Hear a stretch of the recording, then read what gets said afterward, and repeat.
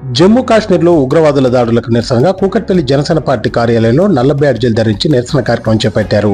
ఈ కార్యక్రమానికి ముఖ్య అతిథులుగా తెలంగాణ రాష్ట్ర జనసేన పార్టీ అధ్యక్షులు శంకర్ గౌడ్ మరియు జనసేన పార్టీ ప్రచార కార్యదర్శి సాగర్, కూకట్పల్లి జనసేన పార్టీ ఇన్ఛార్జి ముమ్మారెడ్డి ప్రేమ్ కుమార్లు ఈ నిరసన కార్యక్రమంలో పాల్గొన్నారు.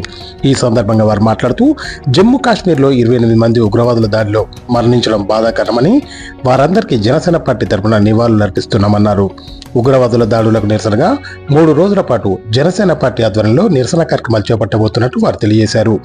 ఈ రోజు సాయంత్రం క్యాండిల్ ర్యాలీ నిర్వహిస్తామన్నారు. ఈ కార్యక్రమంలో కూకట్పల్లి మీడియా కోఆర్డినేటర్ కొల్లా శంకర్, భోగాద్రి వెంకటేశ్వరరావు, వేముల మహేష్, పాలిపోయిన శ్రీనివాస్ తదితరులు పాల్గొన్నారు.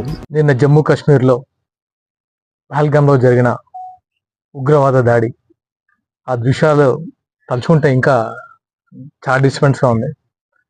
అంటే ఎంత పైశాచిక ఆనందంతో ఉగ్రవాదులు దాడి చేశారంటే, కుటుంబ సభ్యుల ముందు ఐడి కార్డ్స్ తీసుకుంటూ వాళ్ళని కుటుంబ సభ్యుల ముందే చంపడం అనేది చాలా హృదయ విదారకంగా ఉంది. అలాంటి విజువల్స్ చూస్తుంటేనే ఎలా స్పందించాలో కూడా అర్థం కావట్లేదు ఈ ఉగ్రవాద దాడిని.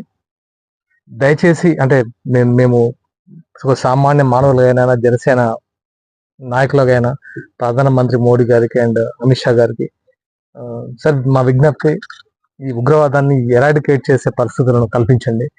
అండ్ ముఖ్యంగా ఆ మరణించిన వారికి ఆత్మశాంతి కలగాలని, ఆ కుటుంబ సభ్యులకి నిజంగా దేవుడు మనోధైర్యాన్ని కలిగించాలని మనస్ఫూర్తిగా కోరుకుంటున్నాను.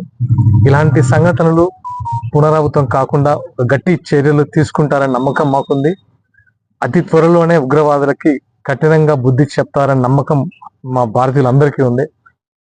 అలాగే ఆర్టికల్ 370 రద్దు తర్వాత ముఖ్యంగా జమ్మూ కాశ్మీర్ అనేది ఒక పర్యాటక ప్రాంతంగా ఎవరిని అడిగినా సరే జమ్మూ కాశ్మీర్ ఒక మినీ న్యూజిలాండ్ లాగా అందరూ వెళ్తున్నారు. ఈ సమయంలోనే అది అదనంగా భావించే ఉగ్రవాదులు అక్కడ దాడి చేయడం అనేది ఈ చర్యను నిజంగా ఖండిస్తున్నాం. ముందు ఇలాంటి చర్యలు కాకుండా తప్పకుండా ఉగ్రవాదులకు సరైన బుద్ధి చెప్తారని నేను మనస్ఫూర్తిగా కోరుకుంటూ, వాళ్ళ కుటుంబ సభ్యులకి మనోధైర్యాన్ని, వాళ్ళకి ఆత్మశాంతి కలగాలని కోరుకుంటున్నాను. మా జనసేన పార్టీ 3 రోజుల సంతాప దినాలు తెలియజేయడం జరుగుతుంది. అలాగే క్యాండిల్ ర్యాలీ, అంటే ఈ చర్యకు ఇంటి నుంచి బయటకు వచ్చి మన వంతు సహకారం అందించండి అని మనస్ఫూర్తిగా కోరుకుంటున్నాం. జమ్మూ కాశ్మీర్లో నిన్న జరిగిన బైసన్ ప్రాంతంలో జరిగిన ఇన్సిడెంట్ చూస్తే చాలా భయానకరమైన సిచ్యుయేషన్. మరి ఇలాంటి సిచ్యుయేషన్ మన దేశంలోనే ఇంతవరకు జరగలేదు. ఇప్పుడు యాక్చువల్గా ప్రపంచంలో మన దేశం చాలా ప్రశాంతంగా ఉన్నది వాళ్ళ. అలాంటి పరిస్థితుల నుంచి మరి ఈ ఉగ్రవాదులు మరి డిస్టర్బ్ చేయాలనే ఉద్దేశంతోనే ఈ దారుణాన్ని ఒడిగట్టడం జరిగింది.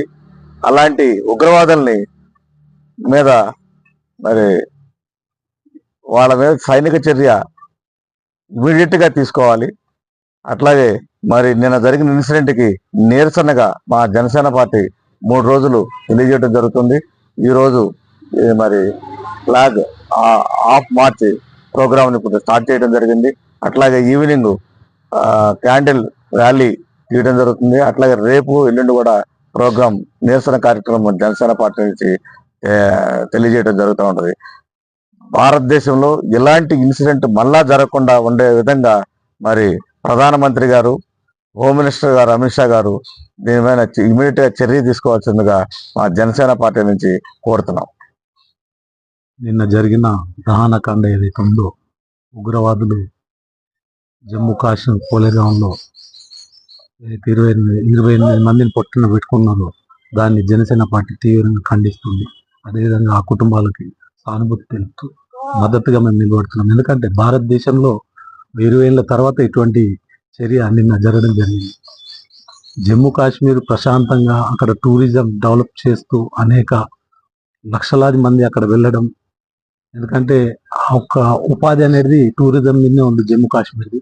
అటువంటి ప్లేస్లో ఇటువంటి చర్య జరగడం చాలా బాధాకరం. మనకు భారతదేశంలో ఎవరైనా ఎక్కడన్నా పోయే స్వేచ్ఛ అనేది మనకు ఉంది.